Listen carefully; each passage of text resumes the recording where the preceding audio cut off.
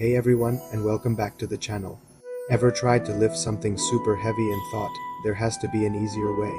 Well, for thousands of years there has been. Today we're diving into the world of simple machines, the life hacks that let us build pyramids, lift cars, and even just open a can of soda. Stick around, because by the end of this, you'll see the genius of physics in action all around you. So what exactly is a simple machine? It's not a super complex robot. It's a basic mechanical device that changes the direction or magnitude of a force. In simpler terms, it makes work easier, and by work, I mean the scientific definition. Force applied over a distance. Simple machines let you use less effort, or what scientists call input force, to move an object. They don't create energy, sorry. No free lunch in physics, but they are masters at redirecting it to give you a mechanical advantage. Let's start with the king of simple machines, the lever. Imagine a seesaw. That's a lever. It's just a rigid bar that pivots around a fixed point called a fulcrum. By pushing down on one end, you can lift a heavy weight on the other. The secret is where you place the fulcrum. If you move the fulcrum closer to the object you're lifting, you can push down with much less force to get it up. Think about using a crowbar to pry open a crate. You're applying a little bit of force over a long distance at your end, and the crowbar turns that into a massive force over a short distance at the other end. That's mechanical advantage. Hammers pulling out nails, bottle openers, even your own arm, they're all levers. Next up, the wheel and axle. This one is a game changer. Imagine trying to drag a heavy box across the floor. Lots of friction, right? Now put that box on a cart with wheels. Suddenly, it glides. The wheel and axle reduce friction dramatically, but it's more than just that. Think of a doorknob. The knob is the wheel, and the little shaft inside is the axle. A small turn of the large knob creates a much more powerful turn on the smaller axle, making it easy to unlatch the door. Same goes for a screwdriver, a car's steering wheel, or even the pedals on your bike. You apply a gentle force to the wheel part, and it gets amplified. At the axle. Now for something a bit slanted, the inclined plane. It's literally just a ramp. Pushing a heavy object up a ramp is way easier than lifting it straight up, right? You're trading distance for force. Yes, you have to move the object a longer way, but the amount of force you need at any given moment is much lower. It's the same amount of work in the physics sense, but you're spreading the effort out. Ancient Egyptians likely used massive ramps to build the pyramids, and every time you see a wheelchair ramp or a switchback road going up a mountain, you're looking at a modern-day inclined plane making life easier. Let's get sharp with our next two, which are actually just modified inclined planes. First, the wedge. A wedge is basically two inclined planes stuck back to back. Think of an axe head.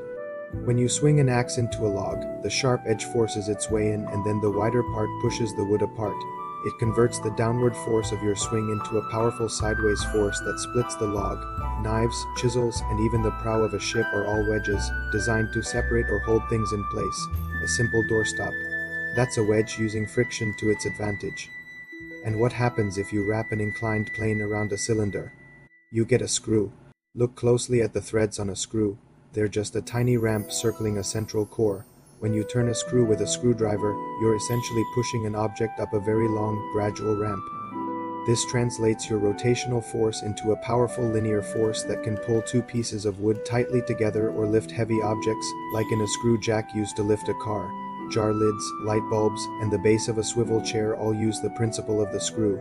It's an incredibly strong and secure way to fasten things. Finally, let's pull it all together with the pulley. A pulley is a wheel on an axle that is designed to support movement and change the direction of a rope or cable. A single, fixed pulley, like one on a flagpole, doesn't actually reduce the force you need.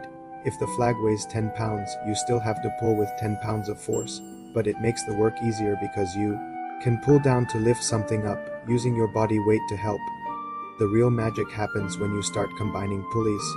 With a system of two pulleys, you can lift that same 10-pound object with only 5 pounds of force for pulleys. Now you only need 2.5 pounds of force. Each rope supporting the load shares the weight. The trade-off again is distance. To lift the object 1 foot with 4 pulleys, you might have to pull 4 feet of rope. But the effort required is so much less. You see this on construction cranes, in elevators, and on sailboats to manage the massive forces on the sails. So, simple machines don't give you something for nothing. They always involve a trade-off, usually between the force you apply and the distance over which you apply it. You can use a small force over a long distance, like pushing a box up a long ramp, or you can apply a force for a short distance to create a bigger force elsewhere, like with a crowbar. They simply make the work more manageable for our human-sized muscles, and the best part, we almost never use just one. Complex machines, from a bicycle to a car engine, are just combinations of these 6 simple machines working together. Your bike uses wheels and axles, levers for the brakes and pedals, and screws to hold it all together. They are the fundamental building blocks of our entire technological world. Next time you open a door, use a screwdriver, or even just cut your food with a knife, take a second to appreciate the simple genius at play. You're using thousands of years of physics innovation to make your life just a little bit easier. It's pretty amazing when you think about it. Thanks so much for watching and nerding out with me today. If you enjoyed this journey into the physics of everyday life, please give this video a thumbs up and hit that subscribe button. Don't forget to ring the bell so you don't miss our next adventure. See you in the next video.